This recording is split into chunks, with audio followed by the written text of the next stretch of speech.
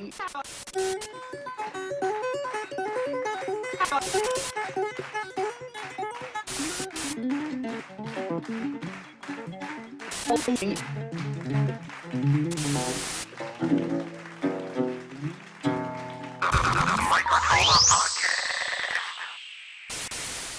welcome, man. Christopher Mansfield. Hello. Also known as Fences. Welcome to the Hell Fucking Yeah podcast, man. Hell fucking yeah. Hell fucking yeah. This is like the first official, unofficial fucking stab right here. Check out my fucking layout, man. I like that. It's like a shrine. Cool, man. That was a cool shirt. What's up, dude? That shirt. I like that shirt. I got it with the pre-order of the record. Oh, nice. It was like a bundle. That's awesome. Yeah, man. Listen, I love supporting independent artists, man. That's what I just bought this actually. Lee from I don't even know what it's called. Trash Talk. Oh, sick. Oh, he's great. I just ordered this on Amazon. Just got it today. And yeah, man. I love to fucking, first of all, physical media. I'm all about that. You know? Yeah. I always want the vinyl, but sometimes that's not possible. Yeah, I mean that stuff is way more fun. I mean, I'm guilty because like I don't own any physical media of anything, only because I think it's like kind of like I'm too in it, you know. Like I don't really. Yeah. No, I hear you. Yeah, I kind of just. Yeah, it's a different perspective. Absolutely. Yeah, it's like I appreciate it and I want everyone else to do it, but I'm just like I can't lug around a bunch of stuff, and that's probably honestly theoretically the fucking reasoning behind everyone else not doing that, but yeah, it's weird. But I think if I ever like really buckled down and got like a place, like maybe if I was like I'm gonna live here for a really long time, then I could like start getting into vinyl or something. But it's like if you're like moving around a lot, it's like you don't have to have a U-Haul to like carry around your I know, man. I have like a million. I just kind of purged my CDs, like, because I don't really use them much anymore. I kept the important ones, but I have a lot of vinyl and I have a lot of fucking movies, man. And I just can't seem to get rid of them, you know? No, I mean, I wouldn't. I think that's a cool thing to have because it's like, you don't really know, like, because then it's like, that's the weird thing is like, we rely on like these digital services like Netflix, but the creepy thing about it is that Netflix, they choose what's on Netflix. Right. If you want to see a movie that's not on there, like you can't. I know. So they tell you, they're like, this is what's trending. So then you watch everything in tandem with everybody else. So it's like everybody's talking about, whatever, like CSI, Tiger King, or like they're like, oh, put up fucking, Step Brothers, which is obviously we love the movie, but it's like, but they kind of like, that's the weird thing about like current society is I feel like everything's like massively curated and like manipulated and that feels a little bit eerie to me. Yeah, no, I agree with that, man. It's like they're basically telling you what to watch, like a fashion magazine's telling you what to wear, Yeah. No, I don't really like that. And having Apple Music is cool because everything's on your phone, it's convenient, and it doesn't take up too much space. But like a movie's like a fucking 2 gigs, so it's like I can have Apple TV or whatever, but I can't store all that shit. I'd have to fucking buy all kinds of storage, you know what I mean? So the movies I can't get rid of them. Yeah, I would keep. One of my greatest memories is like I had, and this is when I was like wealthy from the band for the first time. I had a little TV that had a VHS player built in. Mm. And I would go to the Goodwill and they were selling VHS movies for like 25 cents. Yeah. So I was buying like, like Turner and Hooch with like Tom and like fucking Shawshank Redemption. I was like buying classics for $0.25. Yeah, I know. It's crazy. had them all lined up against my wall, and I would just be like, it was beautiful because before I go to bed, I'd be like, okay, well, I have like, 40 choices. Yeah. And because they were my choices, not somebody else. Yes. I agree, like it makes you feel better, I think, like spiritually or something. Yeah, absolutely. Absolutely. I'm the same way with the fucking movies, man. It's like I have no room for them, but they're fucking just stuffed away in drawers, and it's crazy, but I can't get rid of them. So yeah, because essentially, yeah, same thing. I want to watch what I want to watch, Right. Even TV, like I'm not even big into TV itself. I like to, I record my shit or whatever, but I don't like just flipping through the channels and like finding something. I already have something in mind that I want to watch, Yeah, my uncle was like that. He would be like, I lived with him for a while, and he'd be like, he'd come downstairs, he'd be all excited. He's like, we're gonna watch the fucking Breakfast Club tonight, and I'd be like, hell yeah, like it was cool. Like he like had a choice, and he was like, let's have that kind of night. Yeah, and it felt like it just felt like sincere, Yeah, man. Oh my god, I've seen that movie so many times, man. What a fucking great movie. I think I told you a few weeks ago. This sounds crazy, but you were in my dream, man.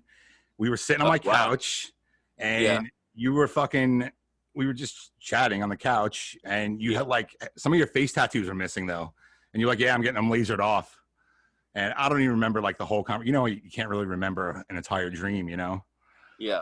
And then the fucking dude, the principal from Breakfast Club, came in my house and just sat down and like poured a glass of scotch and fucking just mean mugged us, dude. He was just like staring at us like fucking mean. Yeah. And we didn't even think anything of it. We were like, oh, this is like a normal fucking thing that's happening. Like, this is what happens. And we continued to talk, and like, I don't know, I fucking woke up, but that's fun. One of those dreams that stuck out. Yeah. Dream. That's really ironic because this morning I was talking about getting some face tattoos removed via laser. And I've been so we probably just had some sort of weird little hit or something right there, you know what I mean? Yeah, that's crazy. That's really odd. Are you really thinking about that? Mm-hmm. Why? I don't know, just because like I don't know. I want to get like married and have kids, and I just feel like I look a little too crazy, But, nah, man. Listen. Yeah. I know what you're saying, but right. Still, you pull it off. If I did it, I don't know. People be like, "What the fuck?" Yeah, I guess I could leave him, but I do consider it a little bit sometimes. Yeah, man. I mean, some days I'm like, I want them all off, and then some days I'm like, they're what make me who I am, and I thought about it, and I'm like, is that the only reason that like women like? Is that the only reason that like my music is popular? And you start to go like, fuck, like, and it's almost nearly for me. I think about like the music is the music. So people can only hear that and they can't see me. But I think when they see me, there's like an inherent juxtaposition where they go, wow, I thought that guy would be like a gang member or in a band, but oh, his music's really pretty. So that sort of juxtaposition, I feel like it does one of two things. It either works in my favor or it either, fucks me. I don't know. Yeah, no, it obviously has a stigma with it. I have some, but I mean, just a couple like things on my arm, shit like this. And, even with that, you still get a little side eye and shit like that. Right. So no, I totally understand what you're saying, but I don't judge people, at all until I hear what they have to say or what they're all about. Unfortunately, a lot of people don't do that. They just judge a book by its cover, I mean, when you first came on the scene, you just had like the anchor, right, on your face. Yeah. I didn't fully go for it until like, I don't even know. I mean, I started to go pretty hard in like 2012 and then 2016. And then when I was in Nashville, there was a kid that does really beautiful, delicate, like tattoos, and he liked to tattoo my face, and I would just go to him all the time, and I was like, oh, give me a bear paw, give me this, give me that, and he liked to do it, and I'm not even quite sure that he even charged me, but yeah, it was, it was like a I mean, the anchor was like a gateway drug. Yeah, I know. It is addicting too. Did you ever have anything lasered off? Yeah, I did. Yeah, it hurts, man. It hurts worse than the fucking tattoo. Way worse. Quicker, but more painful. Yeah, it's a pain that I can't even really put words to, honestly. I think of it as like hot bacon grease. Yeah. Yeah, I could feel that. I mean, the sound was also alarming. Mm-hmm. The pop, pop, pop, pop. I don't like, but to me, I felt like it was like Thor was like throwing, Yeah. And I taken off my face too, like right under my eye. Really?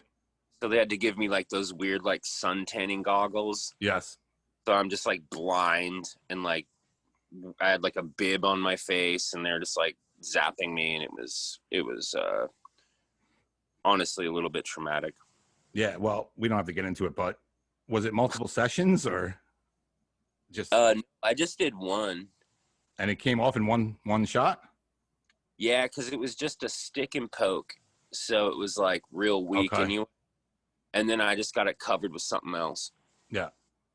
Yeah, but it dulled and just looked like kind of like this like light hue. It was like, it almost looked like moles or something. It was very much gone. Right. Yeah, so they did good, but I did that in like I did that like 12 years ago, so I'm sure the technology now is like amazing. Yeah, I'm sure they've advanced a little bit. I tried it once because I wanted to like lighten up my arm a little bit in like certain areas. Yeah. I made some terrible, tribal kind of tattoos, mistakes, whatever you want to call it, when I was like 18, Right. So I wanted to do a sleeve, but I needed to lighten it up. So I wound up doing it, and I actually broke out from it. I had like these big fucking, like welts on my arm. I don't even know what they were like, filled with liquid. It was fucking disgusting. I'll see if I can find those, man. They're nasty. That's fucking wild. Yeah. So I did it once, and that was that. Like I never tried it again, and it lightened it up a little bit, but Well, at least you're allergic to lasers. Yeah, I know. That's what the weirdest part about it is like even the doctor was like, "Oh wow, I've never seen this one before," And I was like, "Yeah, I don't fucking know what happened." That's like a right, like a laser's like a neuron. Like, yeah, I don't know that you can technically be allergic to that. Right. That's pretty strange. I'm sure a lot of people reacted that way. Yeah. That's interesting. But I mean, I know I have some, not to monopolize the conversation with tattoos, but no. I have some friends that are like allergic to like one like Pantone, one color of a tattoo. So like they'll get a tattoo like of like a skull, and then there's like red in the eyes, and then the red like turns into like literally like blisters. Right. And then just like evaporates like after like a month. That's shit. So bizarre how like, like the epidermis is like rejecting just certain color. Yeah. Because what is a color made of?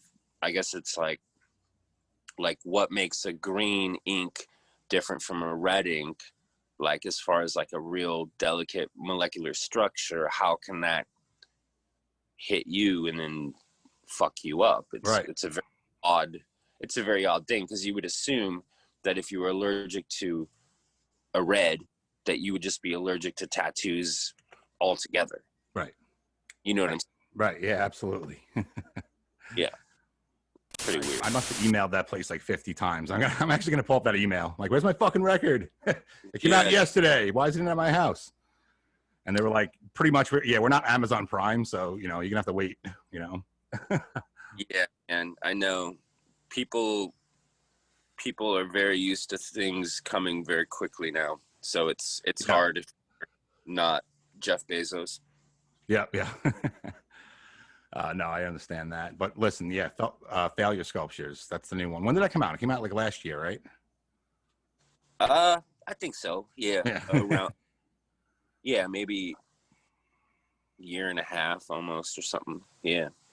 So now a new EP is in the works. Well, Mhm. technically, right? It's finished, right?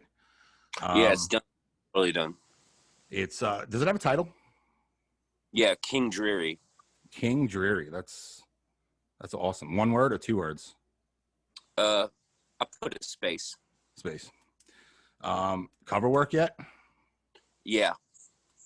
Yeah, it's just like me standing in front of this cabin. I went out to Big Bear. Oh no shit. I remember seeing that picture actually. Yeah. Yeah, that's the picture, and yeah, it's just gonna have kind of like a white messy paint font on it or whatever, and Yeah. You want my handwriting? You're like from the from the other pic? I'm gonna be color, man, because it's funny because I really, I had the management was like, oh, we should do like a photo shoot and stuff, and I was like, well, I just like this picture, let's just use this picture. And it's like, I mean, it's funny because like Failure Sculptures, the picture of me back there, Yeah. I took that photo. That's a selfie I took on my iPhone. Right. So technology has changed in such a way that photo shoots they're kind of like, Yeah, it's not even a thing anymore, really. This is a cut? Did you cut the picture out? yeah, it was just that I took that in a bathroom in Portland, like right in front of the mirror, Right.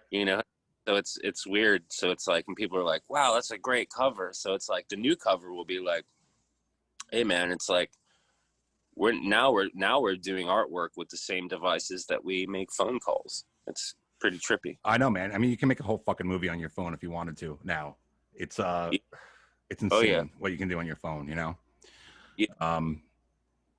Yeah. So if you guys out there do not have Failure Sculptures, get it. It is fucking amazing. And when are we going to expect the new release, the EP? Oh man, probably 3 months maximum. Maximum 3 months. So well, I got to tell you, I feel pretty fucking special to have it now. well, I gave it to a couple people just because I always do that because it's like I don't know, it's like when like a restaurant opens and they have like maybe just like the staff comes in and the chef is like, here's what I've made and here's what we're serving. Yeah. So right. I need that, and it's not really out of like some egocentric like validation, but I like to kind of test it with absolutely that I like it, and it's important to me, and thankfully no one's ever said, oh man, this shit sucks. I mean, that happened. I mean, one guy told me that he hated To the Tall Trembling Trees.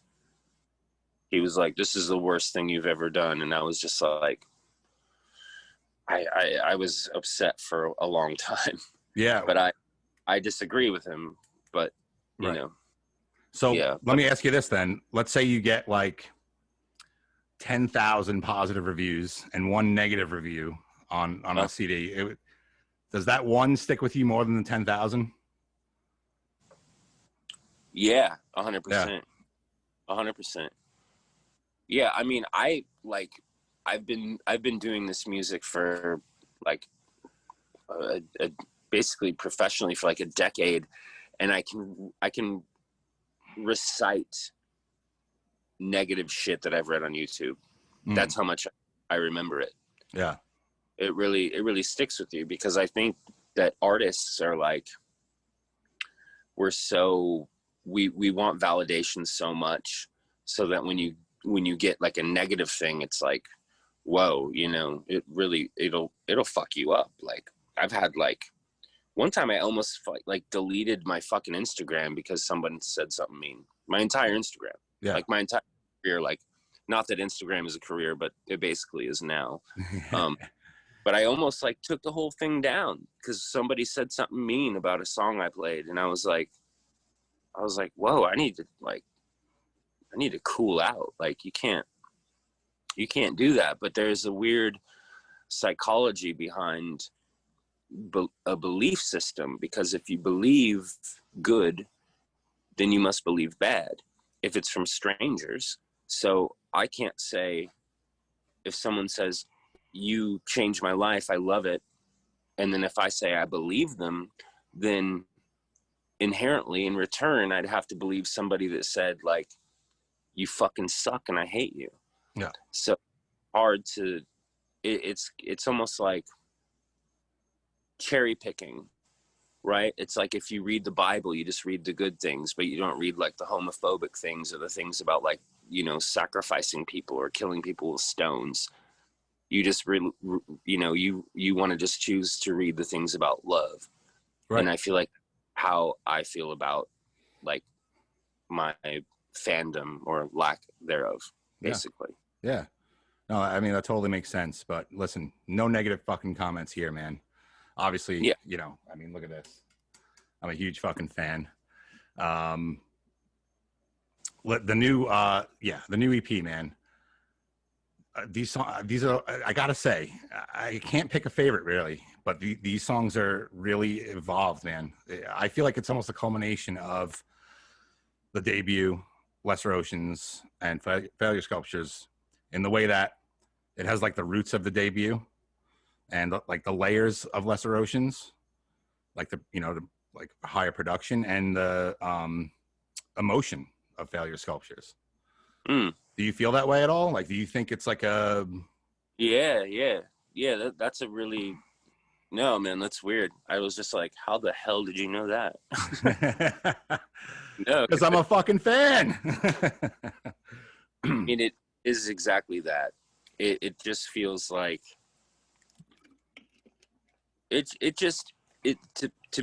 simply put, it feels like I was practicing. You know, I was practicing and I've gotten better, but I did it in public. My practicing was like heard. Right. But now I'm like, okay, now I'm good. That's how I feel. That's fucking awesome, man. And you should feel that way. And I think that, like I said, coming from a fan, it's I love all of it. And it all feels like it led up to what it is now, you know? Yeah, it's fucking great, man. I feel selfish for even being able to listen to it, and nobody else can, well, except for a couple other people. But fuck you anyway. Well, the real mind fuck with that is I'm like, well, that's me saying that now, but like maybe in 4 years I would be like, well, that led me up to this, and now I feel good. Yeah. Now I feel good. Right. You know, it's really a never-ending kind of quest or whatever, and I think that's like the fun. That's like the fun of it. You know, it's like I don't really care about, you know, any sort of monetary value or like social currency or anything like that. I mean, that would be nice. Like, we all have egos and we all need to pay for homes and feed our stomachs, but I like that like kind of, you know, climbing Everest, you know, like just like going and going, and like, and then you realize that like there is no top. Right. There is no ever. Right. That's like a very like, I don't know, it's just like fun. It's because it's like, yeah, you say you heard that and you like that the most, and I'm already like, you know, yesterday I was trying to write a better song than what's on that one. Right. You know. Right. I can't stop that shit. Yeah, that's awesome though, man. And essentially I'm starting this new venture here now, you know. Mm-hmm. I'm essentially going to have to do the same thing. Like, I'm starting from wherever I'm starting from now. I mean, I've been in wanting to do something like this for a long time, and I never was like able to find the channel to, you know, do it. And just, it kind of landed in my lap essentially. And I know I say essentially a lot. I say that a lot lately. I don't know why. Yeah. But yeah, I'm going to be climbing my own Mount Everest here, you know, and dude, you're helping me big time, man. Tomorrow, actually, I'm going to be interviewing Dave Leto of Rye Coalition. Yeah. Tomorrow night. Yeah, I'm pretty psyched, man. We might call you up. I think he wants you to jump in if you're around. Yeah. Well, he's probably nervous. He needs to hold my hand or something. Yeah. Yeah. Funny though, dude. Well, that makes me feel better that he's nervous, because I'm always fucking nervous. I'm just a bag of nerves, man. No, I can tell you're nervous. Yeah. So, I mean, I have it tattooed right there. Yeah. Nervous.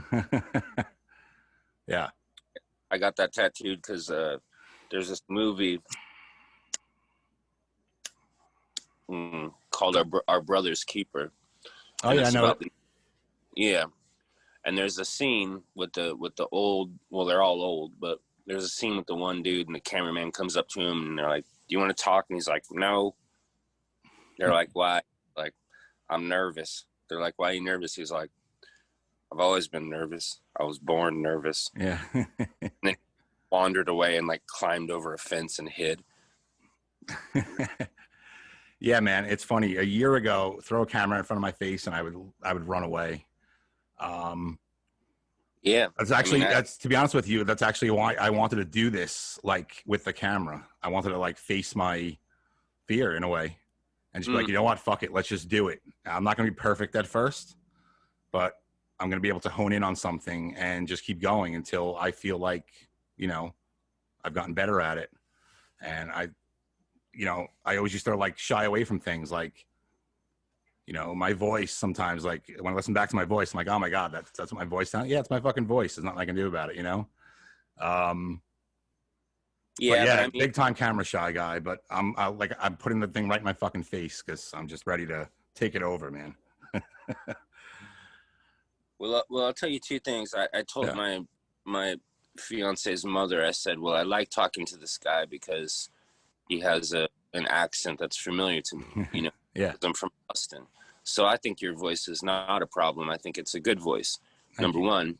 Number two, before we were like live on Ellen, like a man like went like this, 5, 4, 3, 2, 1, right?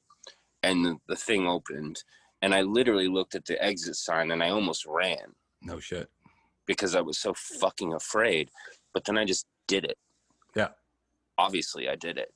But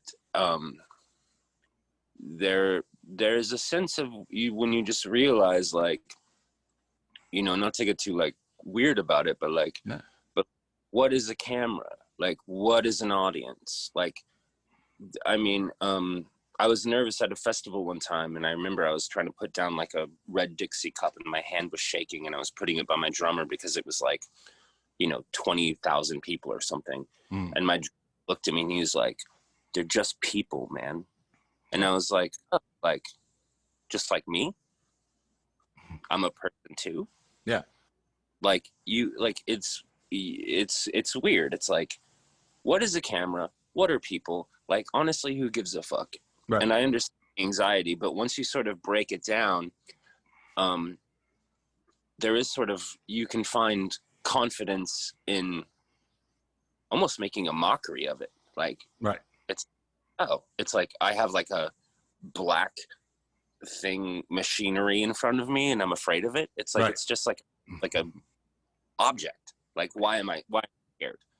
And I think it's because, you know, I mean, I remember being on like, you know, Jimmy Fallon and stuff, and those cameras were like, they're on like swivels. And I remember they scared the shit out of me. And then I just was like, it's just technology. It's not like a gun. You know what I mean? Yeah. It's weird. It's intimidating. You know? It is. Very. Yeah. It's probably the biggest fear also. But you just have to kind of rethink it. Yeah, that's right. That's right. That's another thing too. It's like, My wife's always said it about me. I'm like starstruck. Like if I meet somebody, you know, celebrity or something, I'm like stupid. I don't even know what to say. Yeah. And she's like, you know, But they're people like us, you know. Yeah, they're doing something like cool that you're really into, but they're people like us, and you gotta be able to separate that, you know. And that's kind of yeah, why I'm doing this too. It's like I'm trying to get over all those things and make some art out of it. You know, I think it's really cool. yeah, I think that's beautiful, man. Thank you. And yeah, the whole. I mean, the way that I could break down fame that makes it make sense to me is that I've known people when they were broke and nobody, and then really famous. Mm-hmm. So then why, when that happened, would they be more scary? Right. Right. If once you see like the change, you realize that it's mostly financial and it's mostly just like social. Right. And it's odd, and I don't know. I mean, there's probably a lot of psychology behind that. It's like, because I remember doing a couple things that like freaked me out a little bit. Like I listened to Mark Maron, that podcast. I listened to him for like 2 years, like every night, and then I did the show. Right. So then when I was in his garage and like heard his voice and was looking at him, I was like, what the fuck? Yeah. Like I felt like in a dream or something. Right. But then I was like, but you know, it's my fault for listening to him every day. Right. It's like if you went to a grocery store and you fell in love with like the kid bagging the groceries, and you watched him every day, watched every move he made, like followed him home and like followed him on Instagram, and you deemed him as somebody special, then you'd probably be nervous when he was bagging your groceries. Right. Right. That's very, very good point. You know, for me, it's like, I feel comfortable with somebody, you know, like we've spoken a few times already, so I'm already more comfortable with you. Right. The first time you called me on that FaceTime, it was like a week ago or 2 weeks ago. I felt like you felt with Mark Maron. I was like, what the fuck is going on? This is a weird dream. Like, I love this guy. I love his music. I didn't know you personally, you know, but obviously over the next couple of weeks, we got to know each other better. And, you know, I can sit here and talk to you just like this, and it's awesome. But for some reason, the first second I hit fucking record, my mind starts going, fucking, I start thinking of all these things like, don't fuck this up, don't fuck that up, don't hit this button because you're gonna fucking fuck up the recording. Don't knock over the bookshelf behind you. You know, it's like all this shit. I'm like, just have to sit here and be comfortable, and I'll eventually get there. And you know, well, that's the record button, dude. Like if I'm in the studio, have a song perfect, and when the guy hits record, I'm like, I don't even know how to play it anymore. Yeah, like there's sort of weird pressure about just like that click, you know. Yes. Like, yep. I think that's for fucking everybody, man. I mean, I've seen like memes about that. Yeah. But it's like, you know, you get tighter and better as you just sort of, it's weird. It's almost like you get better at stuff the less you care, and not the more you care. Right. You would like really care about music or really care about like podcasting, like I'll get better. And that's not how it works. You have to, you know, have like a lack of abandon, and you have to not care. Yeah. You know, it's like you need to be good, but you need to not care, because caring, I'm going to use your word, essentially, turn into like anxiety and self-doubt, right? Like a lot of people, they care about something so much that they'll never do it because they're just so scared. It's like, you just have to be like, oh, fuck it, I don't care. It's like, I mean, I'd like to view every day as like jumping out of an airplane, you know? Yeah. Yeah, that's man. I'm trying to find that line too. I really am, like, because I don't really care. But I do care about this, you know what I mean? I care about this project, and I care about you, and I care about a lot of things. So I can't just say like, I don't care totally, but I know exactly what you're saying, and I need to find that. I need to walk that line, you know? Yeah, it is definitely a line. Yeah. Yeah, you got to jump out of an airplane while podcasting. Yeah. See my dog. Come here, buddy. I'm gonna be on a podcast. Oh wow. He's shy. What's his name? Bayou. Bayou. That's nice. Imagine a podcast with just dogs, and they can't even talk. There's like an out dog just sitting there. We should try it one day. Just like see if they bark at each other or something. Yeah. Oh, yeah, that's solid. Yeah, he's a good kid. Yeah. Our dog's name is DOG. DOG. Man, that's so Italian. Yeah. Well, my wife was a literacy major, so she thought it'd be funny to name the dog like a spelling. So DOG. Yeah. Oh, I get it. That's fucking wild. Yeah. Okay, because I was thinking like, you know, like Luigi or like Giulio. Or right. DOG. But is it DIOGI? No, it's literally D.O.G. Jesus. That's pretty funny. I know. I was hearing like DOG, like, because that sounds like a guy who like owns like a pizza shop. That's fucking. Yeah, I know. Some people say it sounds Japanese when we say it for some reason, and a lot of people say that too. They say Italian. And I'm like, no, it's just literally dog spelled out. Dude, that's really funny, man. That's that's good. Tell her I said that I like that a lot. I will do, man. So yeah, she wants to get a pig now. She wants to get a mini pig. And, yeah, well, be careful. You heard my story, man. What's that? About the pig? You heard my story about the pig. I don't think so. Well, no, but that technically, man, there's no such thing as a micro pig. It's a scam. Because, yeah, they always grow, like too big. Right. My mother bought a micro pig, and she kept it in my room in a crib. And it screamed at night. It was like, no. Oh, shit. Dude, and I'll play this for her later. Yeah, I grew up in a fucking single wide trailer. So we had like little thin hallways. The pig got so fat, I'd have to run full speed and push its butt so it could get through the hallway. No, because it was stuck on. Yeah, dude. So we live in like a 1,200 square foot house. So probably not. Dude, I mean, maybe. But the thing is that like Google that scam, because micro pig is like a trend. But my mom bought a micro pig. It was like this big, and that fucking thing. It's not micro. No. Okay. Like a boar. Yeah. Basically. Yeah. So just beware. Yeah. Because you don't want that in your house, dude. I know. Yeah. I think what it is now, she's looking for like something that's going to live a long time. It's like, you know, our dog's 15 now, and he, you know, he's kind of falling all over the place, and he's not as good as he could be, you know. He's got like a cough. He actually has an enlarged heart that pushes on his esophagus. That makes him cough and like puts a lot of liquid in his lungs and things like that.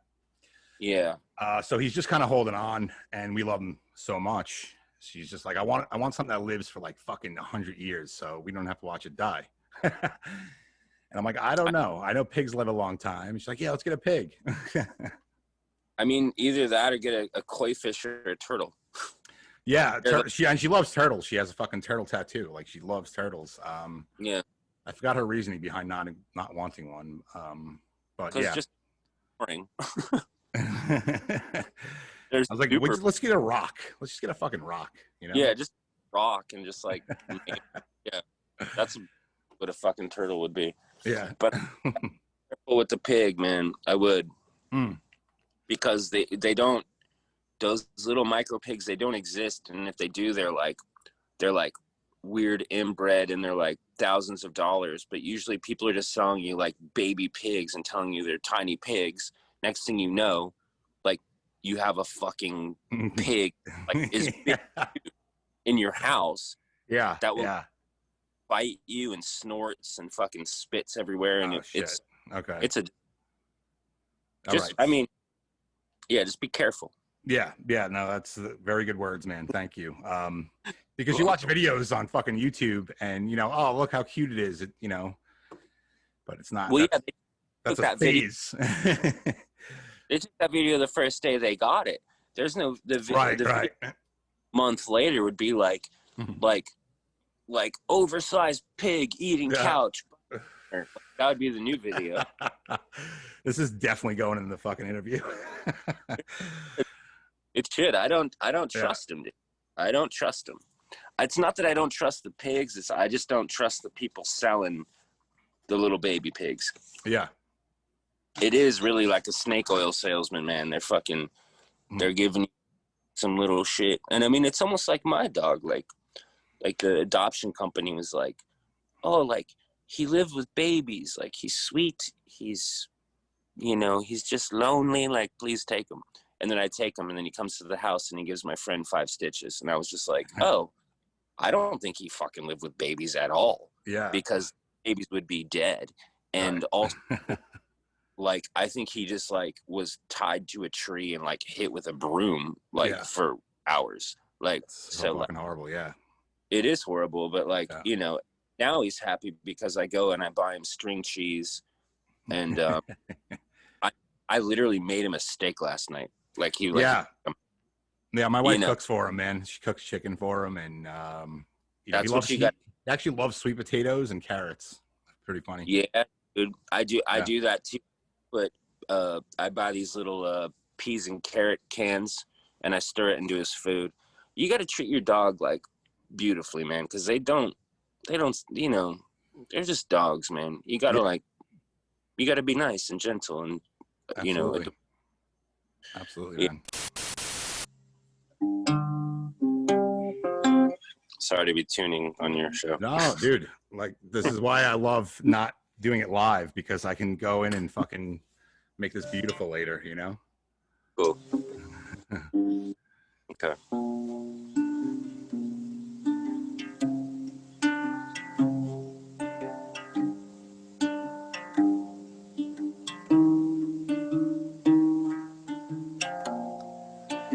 Awful things angels sing when they know that you're not